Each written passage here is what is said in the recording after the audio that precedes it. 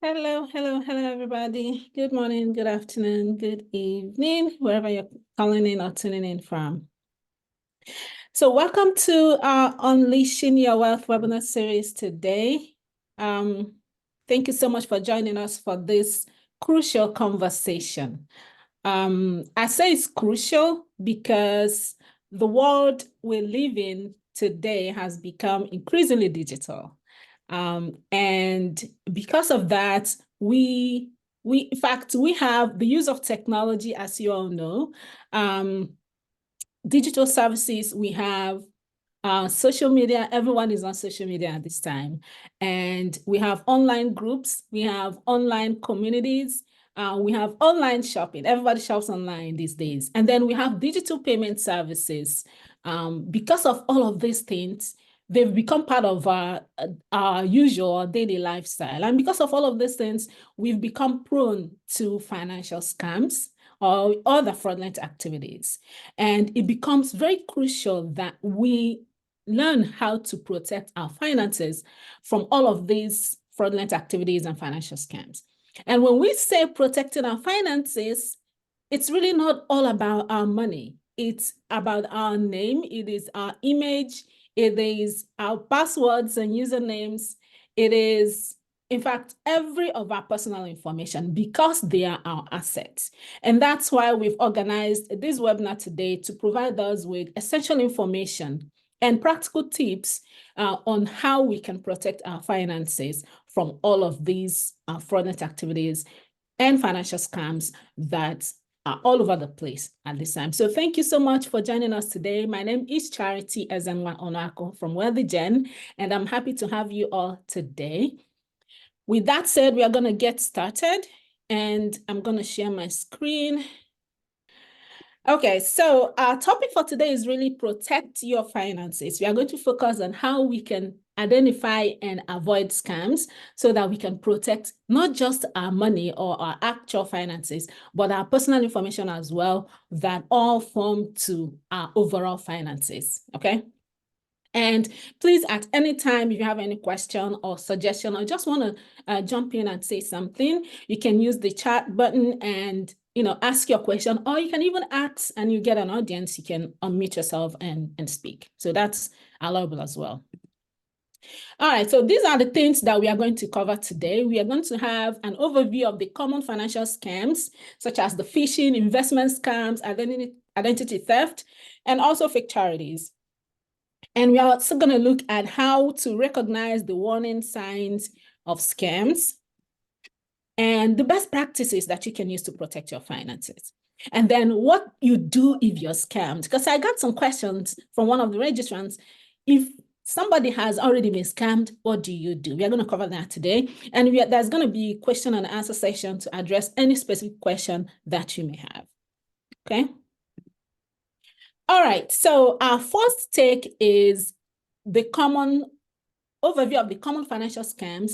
There are so many different kinds of scams that target consumers, but we're just going to go over some of the examples so that when you see them, you will know them. This may not be an exhaustive list, but is our attempt at highlighting some of those different ways that people can fall victim to scams. So please bear with me. If there's anyone that we've not covered, feel free to put it in the chat, because the essence of this conversation is that we are all learning, okay? So we are going to have overview of those different examples.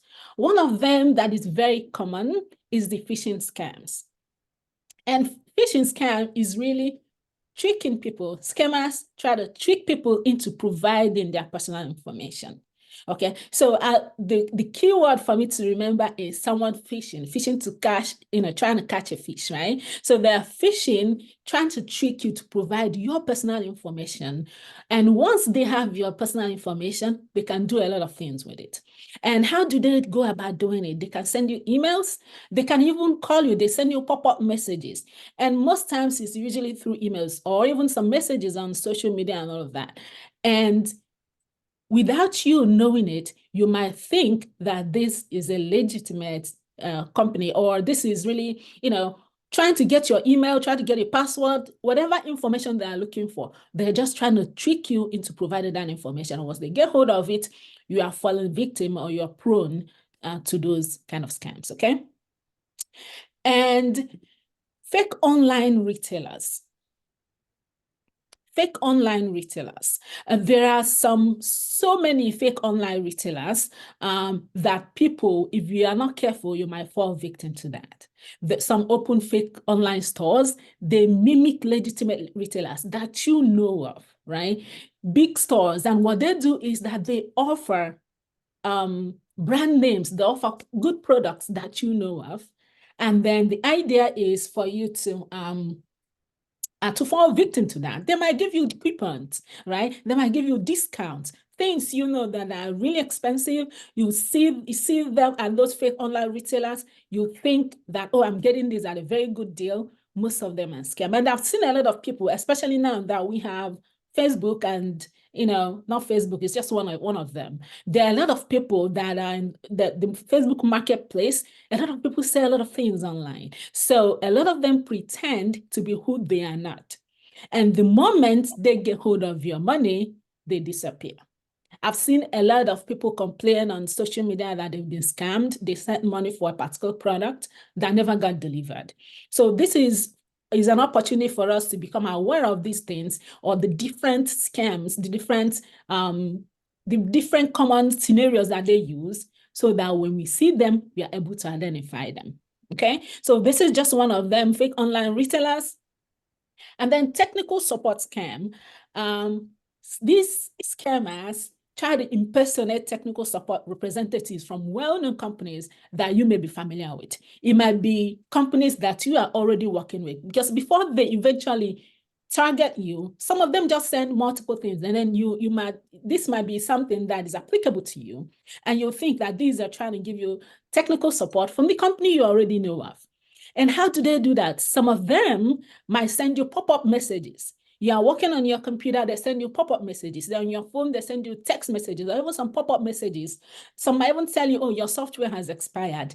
They come at that, they do that, through different techniques.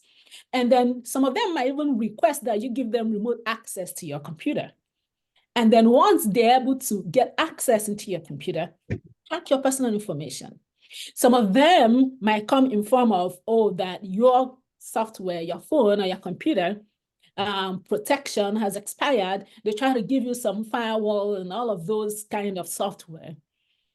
And then, of course, they will give it to you at a discounted rate. The idea of all of these things is for you to give them access to either your phone, your software, your computer, whatever equipment that you're using. So this is a call for us to be mindful of those techniques, and to be, please verify every message, every pop-up. If it doesn't look good, if it sounds too good to be true, it's likely is. So when we get these kind of messages, the idea is for you to pause. And if you want to contact the actual, assuming that there's a company that you work with, if you are not sure, the idea is for you to pause and then contact that company directly. That's the only way you are sure that you are dealing with the right technical support team, not just something that just pops up on your screen or on your computer or on your phone, whatever equipment that you're using. Okay. Then there are scams that come as fake lottery or prize as scams, right? Scammers might notify you that you've won this lottery or you've won this prize. This is a common scam out there. You get multiple emails about, oh, you've won this, or you've won this prize, you've won this lottery. Then once you click on that, they'll ask you for your personal information, or some of them might even go to the extent of asking you to send in some money in order for you to claim the prize. What they are actually targeting is your personal information. And then in the case where they ask you for payment and you send in the payment, they not only have the payment, they have your payment information as well. So this is something that we have to be very, very careful about, because it's all over the place. Go to your emails, there's a whole bunch of them. On social media, your browsing is there all over the place. And people still fall victim to this. People still fall for all of those things because we don't know better. right? Some of them, they prepare that in such a way that it looks too good. It looks very true. It looks legitimate, but please pause. Do not rush into giving any information to anyone once you get such notifications. One thing I would say, though, is that any legitimate lottery or prizes will not ask you for payment upfront. If they're asking you for payment upfront for you to claim something, it's most likely a scam. So this session is just for us to, go through some of those likely common scam techniques that they use, so that when you see something like this, it's likely a scam. So be mindful of that.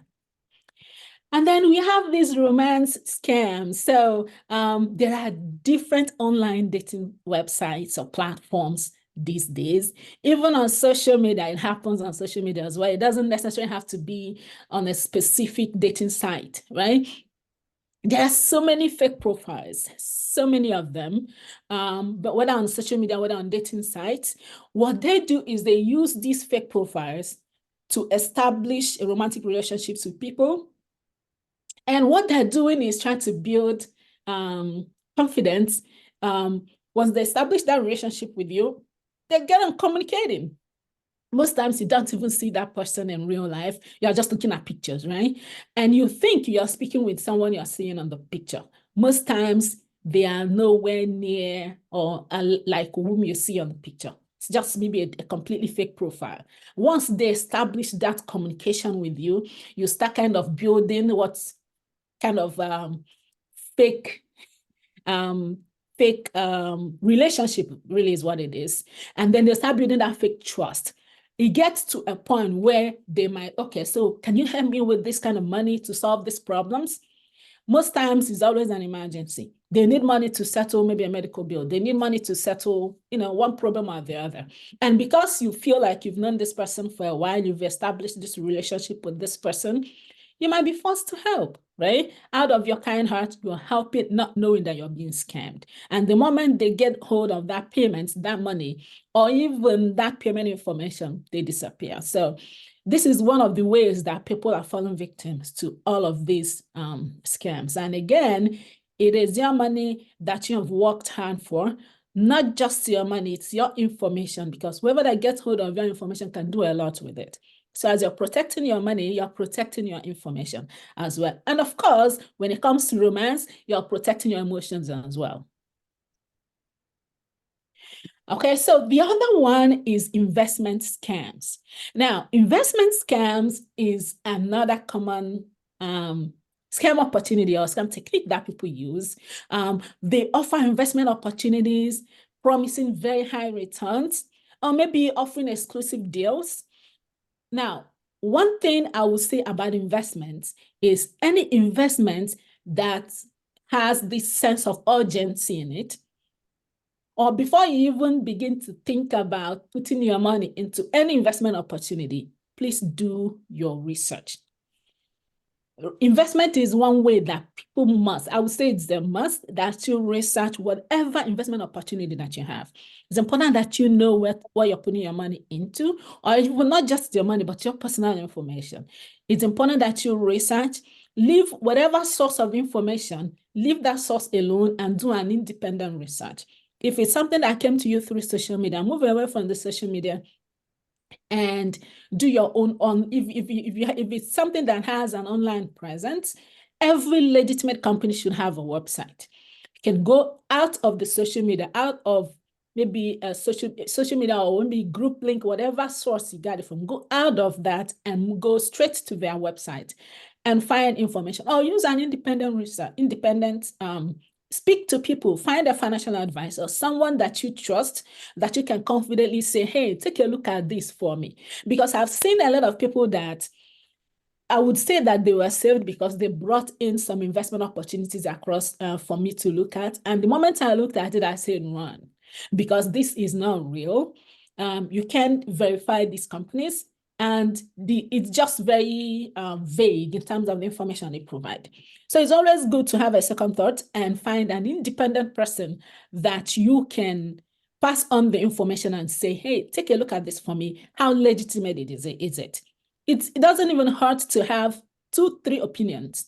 But the moment you jump into an opportunity that comes your way, simply because it promises very high returns or, there are exclusive deals, once they start pushing you, putting that urgency, do it now. If you don't do it now, the deal is going to expire tomorrow. I would rather wait for it to expire, because if you wait a day or two, yes, if that deal is there and if it's real, it's still going to be there. So that's one of the things. This is some of the examples that we have put together, but I like to see what you think. I know some of you wanted to jump in and say something in terms of these scams. We are just going over the common examples of scams or fraudulent activities that people, that target consumers. So if there's any other option, or any other technique or tactics that you think we may have missed, please go ahead and put in the chat, or just unmute yourself and I'll give your audience to speak. Yeah, so can I come in? Yes, please. Yes, so thank you so much, Dr. Charlie. I just wanted to take you back. Now, when it comes to, this is my area of expertise. When it comes to these people trying to steal money or finances or information from people, I just wanted to emphasize your point that they try their level best to create that credible and trust, so that whosoever they're trying to attack, they believe that this is real and this is valid. And they'll try anything that they want to do. For example, like in this meeting right now, we all know Dr. Charlie Day. We know what you do. We know Wealthygen, and then they can even steal the information, the pictures, and with the AI right now, the generative artificial intelligence, they can use even the voice, and then they can send those VNs, or they can send a video as if Charlie is speaking and say, oh, you know what, I was working on this, I need this money to do blah, blah, blah, blah. And because we have trust with Dr. Charity, and then we'll be like, oh, we know her, she's doing a good job, and then let's do this. So what I wanted to say was, before anything, if something is very suspicious, we have to do our due diligence. That's very, very important.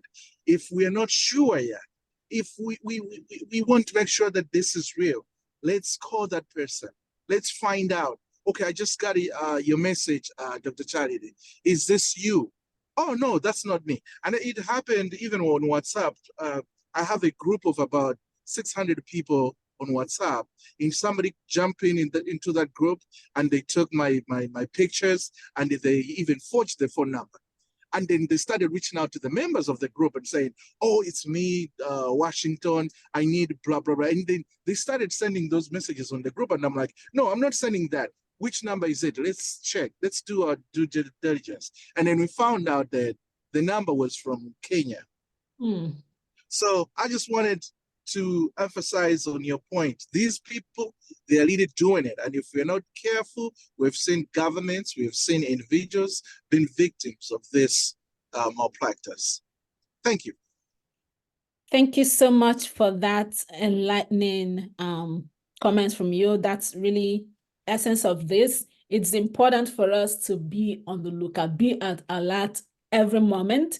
There are some emails you would see, and you would think is the company you're working with. They would mimic the legitimate companies that you know of. And all their scheming, all their phishing is, how do I get that information, that username, the passwords, all of those information. And the moment they get it, they can do a lot with it. One thing I always do is, if I get an emails like that, because we get a lot of it, even though I might know that it's fake, but sometimes they can look so real that you may not even know. If you go to the sender of the email, you would see some of them, once you go to the email address is coming from, it's one long strings of letters and numbers, that if it's a legitimate company, their email will be their email, and their domain name, it should be that. I think, give me a moment, let me see if I can share. I pulled up a sample. Let me stop sharing this. I pulled up a sample email to show us, just so that we know those things when we see them. Give me a moment.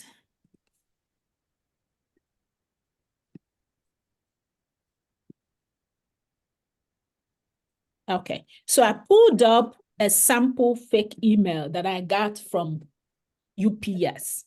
Something, can you all see my screen?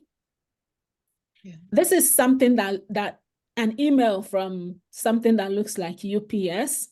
And of course, if I had a package I was expecting from UPS, if you're not careful, you might just click on here to track your package, right? And of course, I know I'm not expecting an email from UPS, so I'm not even going to worry about clicking on it. But I just wanted for us to see how you can easily just click on this name. If you can see the email address where this is coming from, UPS will never have an email address like this. UPS will definitely have at ups.com email address. So this right here tells you this is definitely not coming from UPS. So it's just a simple way for you to verify, just in case if something looks very good and you think, oh, this might be authentic. It's important for you to at least verify where that email is coming from. And you would easily tell that this is not legitimate because it's coming from one crazy place. So I did want to show that so that we know how to identify that when we see them. With that, I'm going to go back to our screen.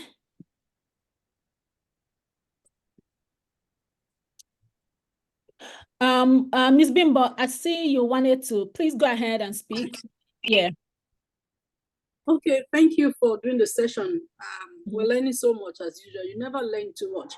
I just wanted to add that apart from emails, even phone numbers, they use phone numbers to try to scam you. Like I got a text asking me to pay $1.25 to clear something I was expecting from, I think UPS or DHL, one of them. And I knew I wasn't expecting anything, but the $1.25, looks so small for custom, fees, they said.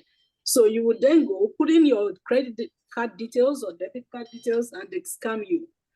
So text messages that you're not expecting also should just be deleted, I would say. You get all sorts, even from scammers saying that they are, employment organizations and all of that. So I hope there'll be a recording of this because I have so many people that will benefit from this, but they're not on the call. Absolutely. It's being recorded and I'll put that on our YouTube channel once this is done. Okay. Yes, absolutely. There are different ways they come out. Thank you so much for sharing that. There's a lot of us that need to learn this. A lot of people are still falling victim to these activities, but the best we can do is continue to share this information so that people will learn and then be cautious and not rush to make decisions or act on these things when we see them. Now, our next topic or area to cover is what are the strategies we can use to avoid falling victim to these scams? How do we recognize the warning signs because if you don't know, by the time you fall, is already late. So you want to be able to identify that before it actually happens. So the warning signs, one of them is unsolicited communication. If I'm not expecting anything from you, I know it's not real. Like the email I get from UPS, I know I don't have any package coming from UPS. If somebody just wanted to send me a gift, at least that person will be kind enough to say, hey, look out for this. Or there'll be some kind of hint somewhere. But if I know that I'm not expecting anything, if you send 1,000 of those emails, I'm not going to listen to them. Or, any form of unsolicited communication, whether it's an email, phone call, or text messages. Now, one common thing that people do these days is because there are so many online communities, online groups, just like Dr. Washington shared, people come in there just to get people's information, phone numbers and all that. And then they start sending messages. And one thing I've always done is once I get that information or that message, for some kind of help, urgent help. Hey, I need this help. I need this information. I wouldn't say don't stay in groups. Groups are very good. It's a way for us to build communities, but know that that is an opportunity. That's one area that these scammers are really harvesting, right? So once you get that unsolicited communication, if I think it's from Dr. Washington, I'm going to hang up and call Dr. Washington by myself, because you have that. If that person or that scammer is coming to you for help, it means there's some kind of relationship. But if you're just coming just because we are in a group that we've never spoken, I'm just going to pause and let you do your thing and ignore you completely, because if it's a legitimate need, there has to be some kind of relationship somewhere. Or I would be the one to initiate further outside whatever platform that we are communicating. If it's a direct call, if I really, there has to be a way for you to verify that. But if a communication is unsolicited, that's a warning sign for you to just pause and be mindful and see it as a potential scam. Pressure tactics and urgency. If somebody is telling you that do this right now, discount codes, right? Big deals. Okay, so pay 50% if you have to do it today or tomorrow, otherwise the deal will expire. Yes, let it expire. Because the pressure tactics is one way for them to just get you to act right away, because if you take a moment to think about it, you might actually discover that it's scam. So anything that has that pressure tactics or urgency built in, that's a warning signal for you to just double check. Just to make sure that you're not being scammed. Request for personal information. Now, it's important for us to guard our personal information, just like same way we guard our finances, because your personal information is as good as your finances. Even if they're not able to get to your money that way, but they can impersonate you and do a whole bunch of things with it. So guard any request for your personal information is a way for you to just pause and before you even give out that information. I know a lot of companies, maybe banks, once you call them or once they call you, they request for your name, your date of birth, your social security, the whole bunch of things, address, zip code, and all of that. I am very hesitant to give that over the phone, even though you might know it's the bank calling. I would rather hang up and call the bank, because if I have banking relationship with you, I know the banking official number. If somebody calls me on the phone, banks will always call you, maybe because they have this message to deliver to you and they want to make sure that they're speaking to the account holder. Unfortunately, if that message is important, they will leave a note in my account information. I will hang up and call the bank and tell them somebody tried to call me. And, if I can verify myself, because I know that I'm calling the bank. But, because you don't know who is the bank and who is not the bank. I've seen a lot of people lose money, even here in the US, simply because they responded to those, gave out sensitive information, and even, someone lost her job simply because she responded to those information and made payments to the wrong vendor, fictitious vendor, and so many other things. So it can happen to us in different ways. It can affect us in different ways. We can lose a lot of money in different ways just by giving our personal information, whether it's for our person or our business. So it's important for us to be careful once that email or that call comes requesting for our personal information. Again, the last warning sign I will say, there are so many of them. Please, I'll invite you to chime in or put in the chat. If anything sounds or looks too good to be true, chances are it is too good to be true. And chances are it's a warning sign of fraud or scam. So if it sounds too good to be true, I will pause and think about it again before I take any action. All right, so what are the best practices? What are the strategies you can use to protect your finances and avoid scam? These are just some practical tips. The list is not exhaustive, but it's the starting point. It's common examples that, that you can practically use to protect yourself. Research before investing. For any investment opportunities, please research. Check for official licenses. Anything that has to do with investing is not something you play with. Every investment company, every of those legitimate opportunities should have an official website, official source of information that you can look into. Even if they don't have, do your own due diligence and make sure you're verifying the authenticity of that so that you do not fall victim to that. Because investing, you're going to be parting away with huge sum of money that you worked hard for, and you do not want that to fall into the wrong hands. If an investment opportunity is legitimate, they will give you information that you can, they will give you an opportunity for you to do your research. They will have a platform where they'll provide information because they know investors like to do their own due diligence. And you want to be one of those. Verify every credential, just like we looked at for those emails. Anything that comes to you, please verify. If an email comes to you, verify that it's coming from the original, from the official company or the legitimate company that you know. Do not just give in because they have a look-alike of the company. So every credential, please verify. Beware of high return promises.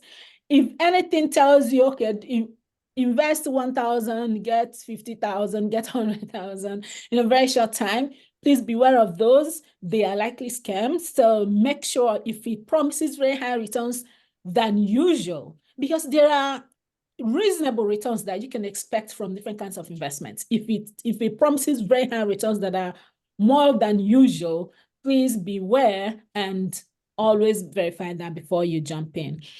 Trust your instincts. And trust me, when those things happen, there's always something in you that tells you, is this really good? Is this really true? Is this really authentic? Once you have that kind of instinct, please trust it and do your due diligence. It's just something telling you that this may be a scam. So always trust your instinct. It may be that you're maybe it could be that you're not savvy, whatever they want, let them think, but you know that you're doing, just being careful and being mindful of yourself, being not falling down victim. So yes, people can say whatever they say, but it doesn't hurt to take a day or two to just have it all sink in and do your own due diligence before you jump in. Never share your personal financial information with strangers. If you do not know, if you don't trust this person, if you don't know this person or trust that person, I would say do not share your personal information, because when we say strangers, right? Your financial institution somebody contacting you from your financial institution may be a stranger, right? But you know the financial institution. You can always go back to your bank in an official way, in a formal way that you're convinced that you're dealing with the bank. That's understandable. But if you don't know who you're dealing with, please never share your personal information with those people, because they might be a scam opportunity. Then create strong passwords. I cannot emphasize this enough. Create strong passwords, change your passwords frequently, and use two-factor authentication. This has saved a lot of people a lot of stress. In fact, multiple times I have gotten so many attacks on so many platforms, but what has always saved me is different authentication methods that by the time you hit this, there's no way you will go through, right? So 3 things in here. Your passwords has to be strong, because in such a way that people cannot guess it. If you can easily guess your password, then it's not strong. Have different varieties of characters, special characters, numbers, letters, uppercase, lowercase, mix them all up, but let it be something that you would know, but make it very difficult for people to guess. And then change it frequently, because the more frequently you use it, the longer you use it. You don't know which database has leaked. You don't know who has had access to your passwords, but if you change your passwords frequently, whatever it is they have will become useless in no time. And then please use two-factor authentication. It is very important. It can save you a lot of stress when somebody tries to hack into your passwords or your accounts. Be cautious with online transactions. This has cost a lot of people fortunes. A lot, especially now that people can, a lot of people have become online entrepreneurs, selling different kinds of things. And yes, the digitization of everything has made it easy for us, but then it has also made it easy for us to lose our finances or fall victim to these fraudulent activity. So be cautious and make sure that before you send your money, that you are convinced that this online retailer is authentic. A lot of people have paid money and never got the product or service that they paid for. Review all contracts and agreements before signing. This is where a lot of us, are guilty of. Once they tell you, oh, sign this document, they summarize what it is for you. And trust me, once someone that is making you sign a contract has summarized it for you, trust me, they are not telling you everything. It's a summary. It is your responsibility to read and understand what you're signing, because the moment you're signing, you are bound by it. Your name and your signature is on there. Somebody may be scamming you. There may be some hidden fine prints, restrictions or conditions embedded within that contract that you may not know, and they will not tell you. You have to read to find out. I've seen a lot of people here that bought mortgages, and you ask them, what's their interest rate? They don't even know. So do you have fixed rate or variable rate? They don't know. I said, how did you sign your documents? You don't even, they didn't tell you, but you signed that whole list of documents. There's a lot of people that bought houses, and for the next how many years, everything they're paying is just on interest. And then after several years, their principal is still as it is. Not even a penny has moved out of it, and they've been paying and paying and paying for years. And that's because they didn't know the kind of mortgage that they signed for. So it's your responsibility.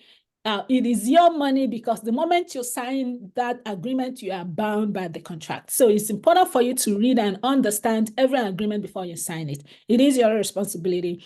It is not the responsibility of the person making you sign it. It is also not the responsibility of your agent or whoever that is, that intermediary between you and that project or contract. It's your responsibility to understand what you're signing, because the moment you sign it, every other person is gone. You are bound by it.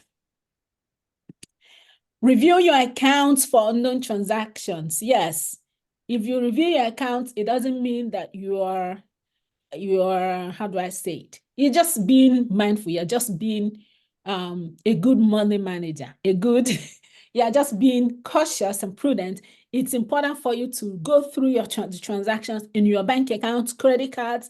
If you do not understand anything, call and let them know. Call and ask, because it might be someone, stealing from you without you knowing. Probably someone got hold of your account, credit card information, and they can use it to shop online. They don't have to have your physical card. If they have your card information, they put it somewhere, and then as you shop, they are also shopping. So it's important for you to review the transactions on your account. And then if there's any unknown transaction, please report that immediately so that can be taken care of. Also, your utility bills. Those may not be scams, but there might be, unknown transactions. If you dispute them, they will take it off your bill. So, but the essence of this is you're protecting your finances. You do not want any unauthorized transactions hitting your account.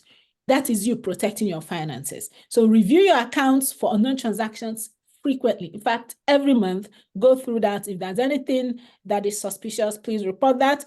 And as you'll see later, most banks will work with you to make sure that you recover your fund. Then report suspicious activities to relevant authorities. Now, this will be, someone asked, what happens if you notice that you've been scammed, and what would you do? I put this at the last on the list that I have, although the list is not exhaustive. But if you review and you find that, okay, there's a suspect scam, what would you do? One of the practical tips is for you to report that to relevant authorities, and we're going to look through that in a moment. But I just want to pause and see if anybody has anything to add on these practical tips that we shared. There might be things that we are missing, but if you have anything to add, please let us know. At least everybody will learn from it. Yeah, I'm coming back again. Thank you so much for the opportunity. So this will be like cherry on top of the cream. I know you talked about UPS. That could be sometimes be tricky because, you know, we expect maybe surprises from friends, right? I'm good at that. I can send a surprise to someone. I just want them to receive it. Now, if you are that kind of a person, you always receive those kind of gifts. My advice always is do not use the links that you have received in your emails.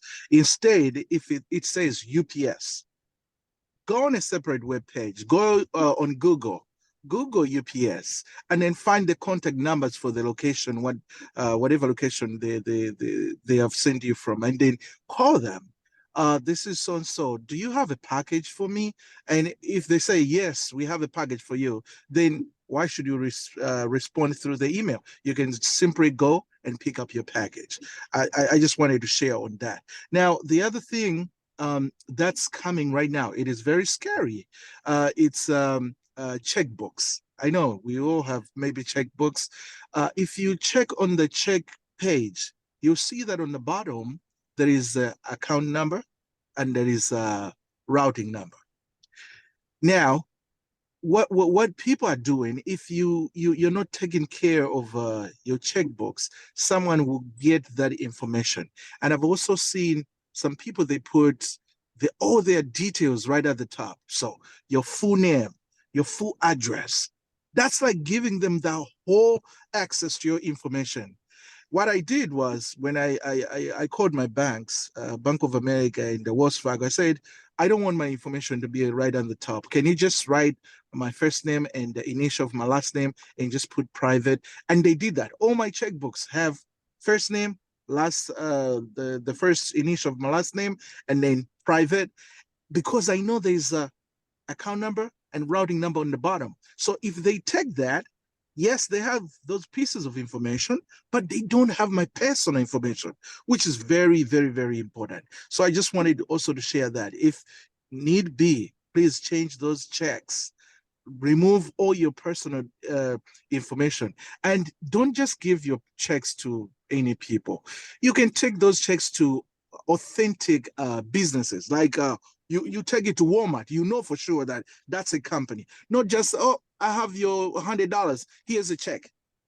Oh, I don't know you, but here's a check. No, let's minimize that. That's very, very important. And one more thing, if you can do me a favor, Dr. Charity, I wanted to do a very practical example here. If you can pull up Google, if you can just pull up Google real quick. Okay, one moment. And share that so we can see this together, because this is another common area. Like I said, this is my area of expertise. In my company, what we're doing right now, we are conducting what we call phishing exercises, just an awareness to let them know what's happening. So if you can pull up a Google page and just type in anything, or just type in Home Depot or Target. We can see it here. We can see your the screen for the. Can you see? Yeah. Can you see? No, Google? we can see. No, we are seeing the presentation. Okay. Yeah. All right. So let me do that. Sorry. Let me reshare that. Okay. So Home Depot. Yeah, like a Home Depot, and then just enter that. Okay. All right. Now, let's see right at the top there. So if you see right at the top, it says sponsored. Did you see that? Yes. Yeah. Now let's scroll down. Then we see Home Depot there down. It's not sponsored. We see that? Okay. So what's the difference there? I want you guys to capture this red flag, okay? If we go up there, the same logo, it is the same logo and everything, but it says what? Sponsored. Yeah, so we have to refrain from those sites that says sponsored, because what is happening is that link is going through the data centers of a third party. And those third parties are getting paid because they are drawing traffic to Home Depot website. Now, the question is, if I click on this one, am I going to Home Depot? Yes, but before you launch to Home Depot website, it will take you through their data centers, and on that data centers, they're going to calculate your Vera codes, or they'll get all the information from the PC that you're using, and they can make a report and say, Home Depot, we brought you some customers. This is one of them. One of them was Charity, you see, and we have to be careful with that. So I just wanted to show you guys this so you know exactly. But thank you so much for this session, Charity. This is really, really good. Thank you so much, Dr. Washington, for making this happen. This is really great practical tips. In fact, not only I am also learning from it, I know every other person here is learning from it. And even people that will watch this and replay will learn from that. Yes, refrain from using the sponsored because they're capturing your information. Go straight to the Home Depot website. Okay, let me share back my screen.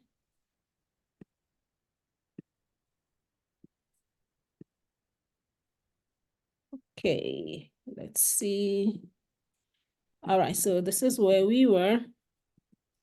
And the next stage is for us to look at the resources and tools available for us for financial protection. Now, I want to say that the resources vary by location, depending on where you are or where you're watching from. But know that every country has specific resources available to them. And I said this to say that one of the main resources here is government agencies or regulatory bodies. And there's a caveat to that. For the US here, you have the Consumer Financial Protection Bureau that if you experience any financial scam, anything that has to do with your finances, this agency here is there to protect consumers and their finances. We also have the Federal Trade Commission, which is a powerful agency. Again, although it's focusing on trade, businesses, or any transactions, but they also have this hotline or this, if you, I will share a link and we can take a look. They have good resources where if you have been scammed, any kind of scam, you can actually go on their website and report it. There's a hotline, there's a phone number there to call. Then in Nigeria, you have the Consumer Protection Council in Nigeria. Every country, Canada, Switzerland, any country, they have their own. But one thing I would say that, something with the government, it might take a process, but it's there for you to use, depending on the extent or how you think, depending on the nature of the crime, but these government agencies are there for you. So you can always research which agency is there for you in the country that you live in. But then we have your banks, your financial institutions, your banks, your credit card companies, and there are some things that these banks or credit card companies or these financial institutions can handle for you from their own end without having to get the government agencies involved. If it's something as $500, $100, all of those kind of transactions, your banks can handle it, but you have to get them involved right away. Somebody asked a question and wanted to know if they're reviewing their financial statements and find that a specific amount of money is missing from their bank that they do not recognize, do they just call the bank right away or do they walk into the bank? And I don't see the person here, but I would say, I know she may be watching on the replay, but I would say that a phone call to the bank can get your questions answered right away, because the time it will take you to get to the bank, and maybe depending on how free the bank is, and you might get to the bank, you might not meet the person handling that kind of issues. And that time, I would say, place a phone call to the bank, let them know they have access, they work with you at that point to get it resolved. Most banks, at least I can speak for US here, and I know most countries do that. Most banks or credit cards, once they determine that this is fraud, they get your money back, because every transaction passes through a clearinghouse and they can always trace it back to the original from where it's coming from. And most times they will give you the credit and then they deal with their own fellow financial institutions on their back end. So once you report it to them, most banks or credit cards will give you that credit so that the consumer, you as the consumer, will be okay. Then they can deal with it on their own. So I would say, yes, contact your financial institutions if you notice any of those scams. And then there are independent companies, consumer protection organizations that are, that are not government agencies. They are just the independent organizations that help for these kinds of things. There's an AARP catering for their members, and then there's this company, Payback Limited. There are other companies as well. These are just examples. But what I would say here is, remember when we are talking about crime, scams, and being sure of the company you're working with. If I don't know about these companies, I'm not just going to Google online and pull a company and then go give my information and help them, because I don't know them. So I will use these agencies unless you are sure. I will use them less. I have them here as the third, but this will be my last resort if I'm not able to, have my financial institution deal with it. But I will be hesitant to use these companies unless you know them, because any company can spring up and say they're helping you to fight scams and all that. If I don't know them, I don't even know what they're doing. So in order for you not to fall victim twice, be hesitant to use these companies unless you know what they are. Okay. Then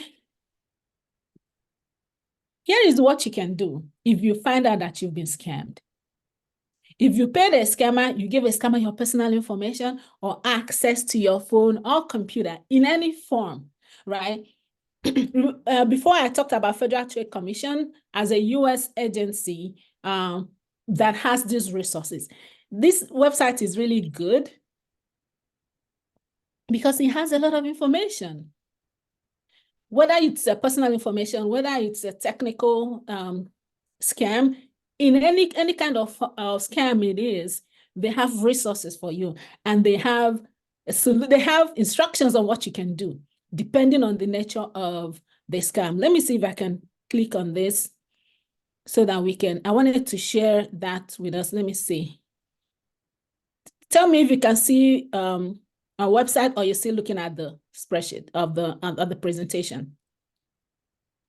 Yeah, we're still in the presentation. Okay, so let me do this and share it again. So that link got us here. So it's the Federal Trade Commission Consumer Advice. What to do if you are scammed. Let me actually copy this link and put it on the chat so that those of you in the US, you can, or even wherever you are, it has instructions and you can always review that later. So what to do if you're scammed? So depending on what your situation is, there's resources for you. If you pay the scammer, if you got a scammer, if you give a scammer your personal information, if a scammer has access to your computer, iPhone, and then this is how you can report a scam. So there's a website, a link here for you to click. Now, if you pay the scammer, it asks you a question and tells you what to do. Did you pay with your credit card or debit card? It says contact the company or bank that issued the credit card or debit card. Tell them it was a fraudulent charge. Ask them to reverse the transaction and give you your money back. So this is really good because it gives you, depending on your situation, it gives you instruction on what to do. Did a scammer make an unauthorized transfer from your bank account? Contact your bank and tell them it was an unauthorized debit or withdrawal. Ask them to reverse the transaction and give you your money back. Then if you pay with a credit card, same instructions. If you did with a wire, there are options and phone numbers to call. And then, did you pay with cryptocurrency? Then it's typically not reversible.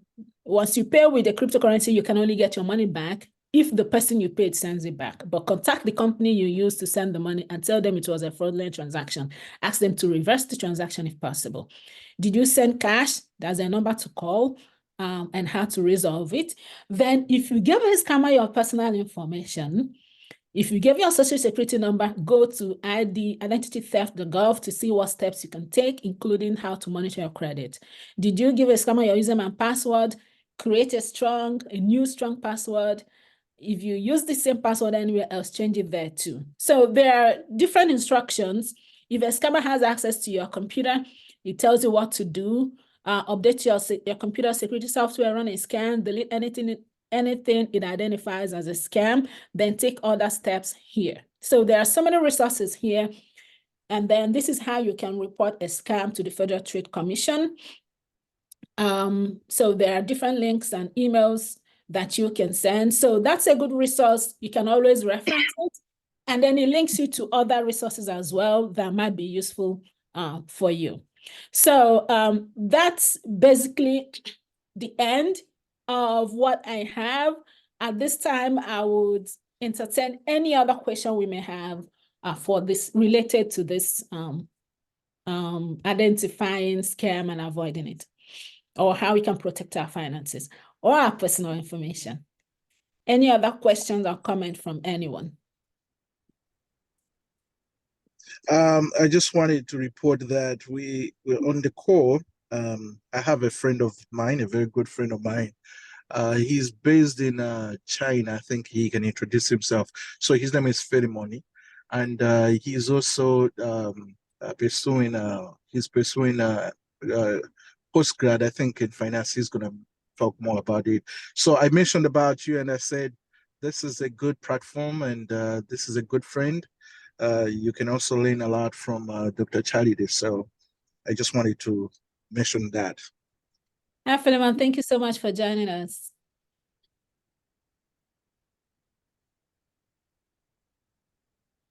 Hi, Dr. Charlie. Can you hear me? Yes, we can hear you.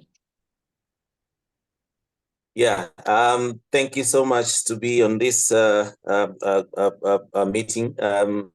Dr. Washington is a very good friend. Both from we come from Malawi. I'm in China here, doing my postgrad. My elective is international finance and investment. Oh, but nice. also I did another postgrad MBA with Jain University of India, also majoring in finance and marketing. So it's an interesting topic you brought here. We all are learning. We learned a lot from Dr. Washington's comments and also your presentation. So I'm listening. Hopefully next meetings we'll be able to have a proper presentation also and then some more comments. So glad you could host us. Thank you so much. I'm glad you could join us. And please feel free to come again. You would get an email from me once, we do this every first Saturday of the month, but you will get an email with instructions on how to register. But yes, we'll be happy to have you again in our subsequent sessions. Thank you all very much. Thank you so much, Dr. Any other questions or comments from anyone?